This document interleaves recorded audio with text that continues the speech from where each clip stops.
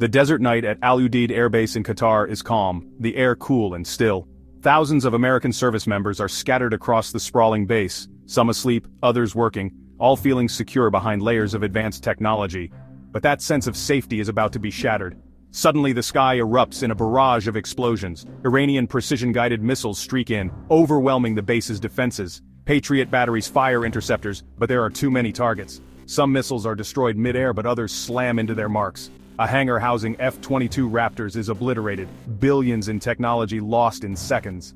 Another missile hits a fuel depot, igniting a fireball that lights up the night.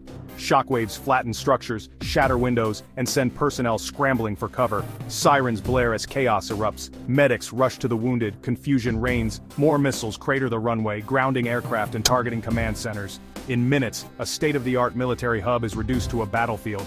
The message from Iran is unmistakable. They can strike U.S. forces with precision and power. The first shots of a potential new war have been fired. The world holds its breath, knowing this could be the spark for a much larger conflict. The base, once a symbol of American dominance, is now engulfed in flames. The attack is relentless, calculated, and devastating. The illusion of invulnerability is gone. The U.S. military scrambles to respond, but the damage is done. The night sky glows orange, marking the beginning of a new and dangerous chapter. The cost, in blood, steel, and global stability, has only just begun. The world is watching, waiting for what comes next. The storm over the desert has only just begun. This attack is the result of years of escalating tension between the United States and Iran. The 2015 nuclear deal once offered hope, but the U.S. withdrawal in 2018 reignited hostilities. Sanctions crippled Iran's economy, but Tehran responded by ramping up its nuclear program. Diplomatic efforts have repeatedly failed, with both sides blaming each other. The U.S. demands more concessions. Iran wants all sanctions lifted first. This deadlock has created a dangerous stalemate. Every failed negotiation increases the risk of a catastrophic miscalculation.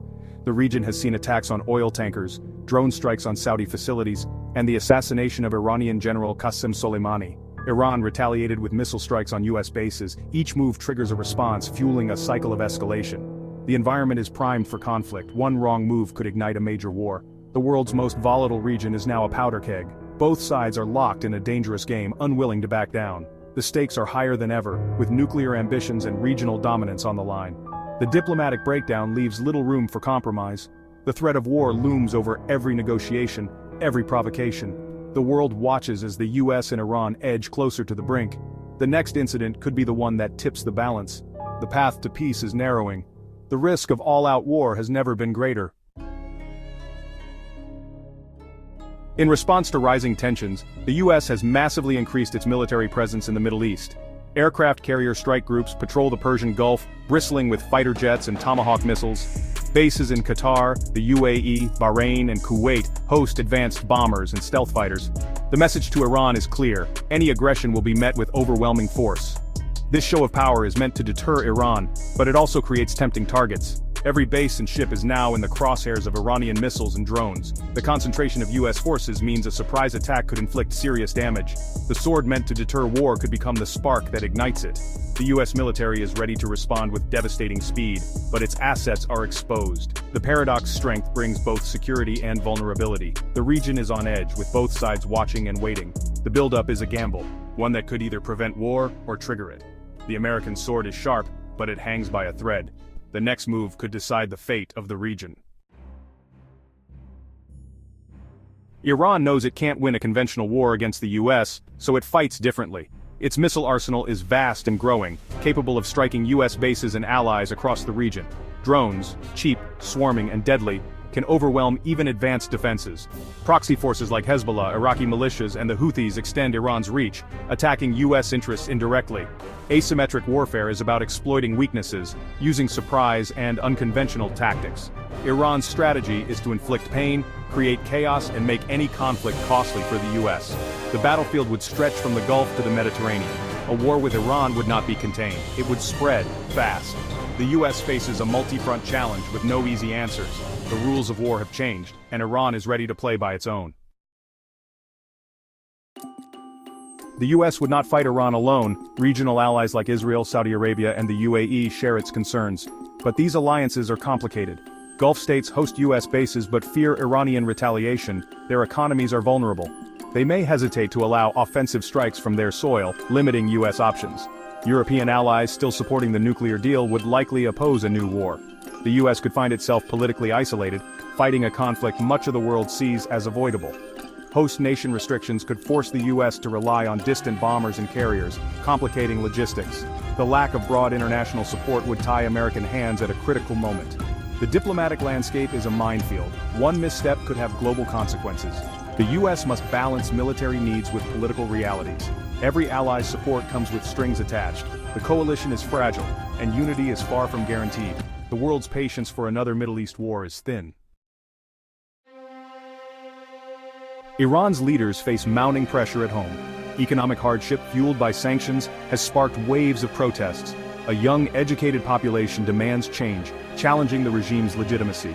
The government is caught between appearing strong abroad and surviving unrest at home. Some hardliners may see conflict as a way to unite the country and silence dissent. But a full-scale war could devastate Iran, risking the regime's survival. The leadership walks a tightrope. Too much aggression could backfire. Domestic instability makes Iran's actions unpredictable. The regime's grip is not as secure as it seems. Every foreign policy move is shaped by fear of internal collapse. The stakes are existential, both for the government and the people. Iran's internal weakness is a wild card in the crisis. The attack begins with a silent launch from deep inside Iran. Mobile missile launchers fired dozens of ballistic missiles, joined by cruise missiles and swarms of drones. US satellites detect the launches. Alarms sound at Al Udeid. Automated defenses spring into action. Patriot batteries and rapid-fire cannons target the incoming threats. The sky erupts in a deadly light show as interceptors race to meet the missiles, but the attack is a saturation strike, too many targets for defenses to handle. Drones and cruise missiles distract, allowing ballistic missiles to break through.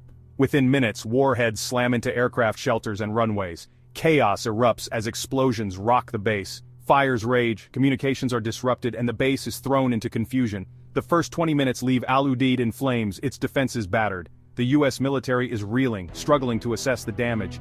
The attack is over almost as quickly as it began. The cost is staggering, both in lives and in lost capability. The world watches, stunned by the scale and speed of the assault. The opening salvo has changed everything. The countdown to the next move has already begun. The first 20 minutes have set the stage for what comes next. As the smoke clears, the devastation is overwhelming. Fires burn, sirens wail, and the base is a landscape of wreckage. Craters scar the runways. Hangars are twisted ruins. Medics search for survivors, but casualties are high. The base hospital is overwhelmed, and evacuations are nearly impossible. Al Udeid, the nerve center for US operations, is crippled. Command and control is disrupted. The military's regional capabilities are severely hampered. Restoring operations will take days, if not weeks. The US is partially blinded and vulnerable. News of the attack shocks the American public and the world. The president faces immense pressure to respond. The debate is not if, but how hard to hit back. The red line has been crossed. The world braces for America's answer. The cost of the attack is measured in blood, steel, and shattered confidence. In the aftermath, the US faces a stark choice: retaliate or risk appearing weak. Options range from limited strikes to a full-scale air campaign against Iran. Any response risks triggering a wider war. Iran would likely launch a second wave targeting US allies and regional infrastructure. Proxy forces would attack across the Middle East. Hezbollah in Israel, militias in Iraq, Houthis in Yemen. The conflict could quickly engulf the region, threatening oil supplies and global stability. The Strait of Hormuz could close, sending oil prices soaring and triggering a global recession. Millions could be displaced, creating a humanitarian crisis. Terrorist groups could exploit the chaos to re-emerge. The specter of a broader war looms, with Russia and China watching closely. Both have interest in Iran and could oppose US action at the UN, or even provide support to Tehran. The risk of a superpower confrontation is real. The world stands on the edge, hoping to avoid a conflict that could spiral out of control. It all began with a single missile strike in the desert night. The path to peace is narrow, the dangers immense. The world must work tirelessly to avoid the abyss. The next move could shape history.